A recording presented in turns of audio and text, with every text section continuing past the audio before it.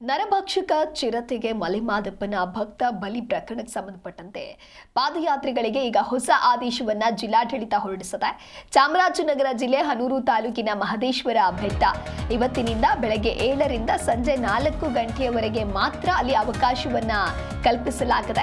ಪಾದಯಾತ್ರೆಗೆ ತೆರಳುವವರು ದ್ವಿಚಕ್ರ ವಾಹನಗಳಿಗೆ ಅವಕಾಶವನ್ನ ನೀಡಲಾಗುತ್ತೆ. ಚಾಮರಾಜನಗರ ಜಿಲ್ಲಾಡಳಿತದಿಂದ ಹೊಸ ಆದೇಶ ಜಾರಿ ಮಾಡಲಾಗಿದೆ. ಪಾದಯಾತ್ರೆ ಸವಾರರ ಸುರಕ್ಷತೆಯ ದೃಷ್ಟಿಯಿಂದ ಈ ರೀತಿಯಾದಂತಹ ಕ್ರಮವನ್ನು ತೆಗೆದುಕೊಳ್ಳಲಾಗಿದೆ.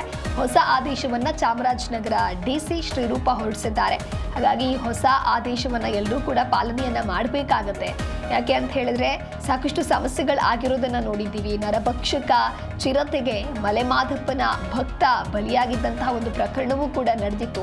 ಹಾಗಾಗಿ ಸುರಕ್ಷತೆಯ ನಿಟ್ಟಿನಲ್ಲಿ ಇದೀಗ ಈ ರೀತಿಯಾದಂತಹ ಕ್ರಮವನ್ನು ತೆಗೆದುಕೊಳ್ಳಲಾಗಿದೆ. ಹನೂರು ತಾಲೂಕಿನ ಮಲೆಮಹದೇಶ್ವರ ಬೆಟ್ಟಕ್ಕೆ ಪಾದಯಾತ್ರೆಗೆ ಅಂತೇಳಿ ಹೊರಟಿದ್ದಂತಹ ಭಕ್ತನೋರ್ವ ಚಿರತೆ ದಾಳಿಗೆ ಬಲಿಯಾಗಿದ್ದಂತಹ ಒಂದು ಆಘಾತಕಾರಿ ಘಟನೆ ನಡೆದಿತ್ತು.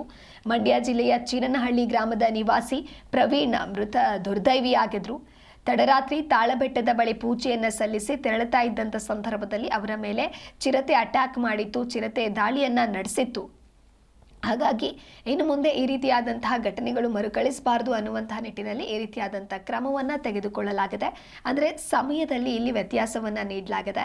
ಬೆಳಗ್ಗೆ 7 ಗಂಟೆಯಿಂದ ಸಂಜೆ 4 ಗಂಟೆಯವರೆಗೆ ಮಾತ್ರ ಪಾದಯಾತ್ರಿಗಳು ಅಲ್ಲಿ ಹೋಗಬಹುದು ಅಥವಾ ವಾಹನ ಸಂಚಾರಕ್ಕೆ ಅಲ್ಲಿ ಅನುವು ಮಾಡಿಕೊಡಲಾಗಿದೆ. ಈ ರೀತಿಯಾಗಿ ಡಿಸಿ ಆದೇಶವನ್ನು ಹೊರಡಿಸಿದ್ದಾರೆ.